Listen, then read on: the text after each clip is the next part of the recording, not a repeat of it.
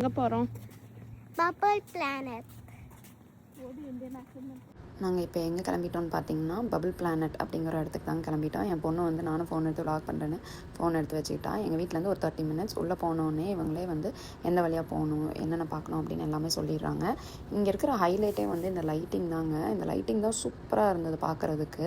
இந்த மாதிரி கீழே ஃபிஷ் போகிற மாதிரி இருந்தது, சுற்றியும் கண்ணாடி இருந்தது. எங்கெல்லாம் கால் வைக்கிறோமோ அந்த ஃபிஷ்ஷை வந்து இது பண்ண மாதிரி இருந்தது. அப்புறம் அங்கேருந்து இன்னொரு ரூம்குள்ளே போனோன்னா இந்த மாதிரி நிறையா பால்ஸ் போட்டு வச்சுருக்காங்க. இது ஒன்றும் ஹெவி பால்ஸ் எல்லாம் கிடையாது, லைட் வெயிட்டட் பால்ஸ் தான். குழந்தைங்க விளாட்றதுக்கு அதுக்குள்ளே அப்படியே ஹைட் பண்ணி அப்புறம் எந்திரிச்சு வரக்கு ஃபோட்டோஸ் எடுக்கிறதுக்குலாம் சூப்பராக இருந்தது. இது உண்மையாலுமே பாருங்கள், அந்த கலர்ஸு அது அவ்வளோ அழகாக இருந்தது. குழந்தைங்க செம்மையாக என்ஜாய் பண்ணாங்க.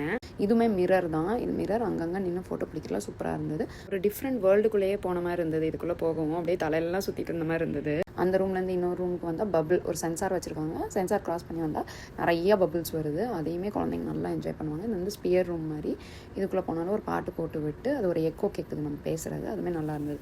அந்த ரூம்லேருந்து தாண்டி வந்தோம்னா குட்டி குட்டி குட்டி குட்டி ரூமாக நிறையா வச்சுருக்காங்க. ஃபோட்டோ எடுக்கிற மாதிரி ரூம்ஸ் வச்சுருந்தாங்க. இந்த மாதிரி நிறைய கேம்ஸும் வச்சுருந்தாங்க. அப்புறம் மிரர் ரூம்னு வச்சுருந்தாங்க. நம்ம நின்று ஃபோட்டோ எடுக்கலாம். இந்த மாதிரி ஊஞ்சல், இந்த மாதிரி பாத் டப்பு, டக்கு பாத் டப்பு. அதுக்கப்புறம் நம்ம ட்ராயிங் பண்ணுறது, அங்கே ட்ராயிங் கலர்ஸ் எல்லாமே வச்சுருந்தாங்க. ட்ராயிங் பண்ணி அதில் பண்ணால் இந்த பெரிய ஸ்க்ரீனில் அது ஃபிஷ் மாதிரி அப்படியே போகுது சூப்பராக. இது வந்து பபிள் பிட்டு, அதாவது பால்ஸ், ஒரு பிளாஸ்டிக் பால்ஸ் நிறையா போட்டு வச்சுருந்தாங்க. எவ்வளோ பெரியவங்களும் செம்மையாக என்ஜாய் பண்ணுறாங்க பாருங்கள். உண்மையாலுமே சூப்பராக இருந்ததுங்க அது. இதுவுமே வந்து லைட்ஸ் டச் பண்ணக்கூடாது அப்படின்னு சொல்லிட்டாங்க.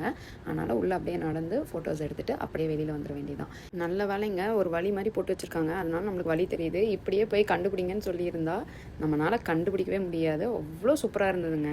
இதுவுமே வந்து ஒரு பபிள் மாதிரி ஒரு சும்மா ஒரு பேப்பரில் செஞ்சதான். இப்படி அடிச்சு குழந்தைங்க அதை உடச்சிட்டு இருந்தாங்க. அதோட விளையாட்டுன்னு நினைக்கிறேன். இது வந்து VR மூவி.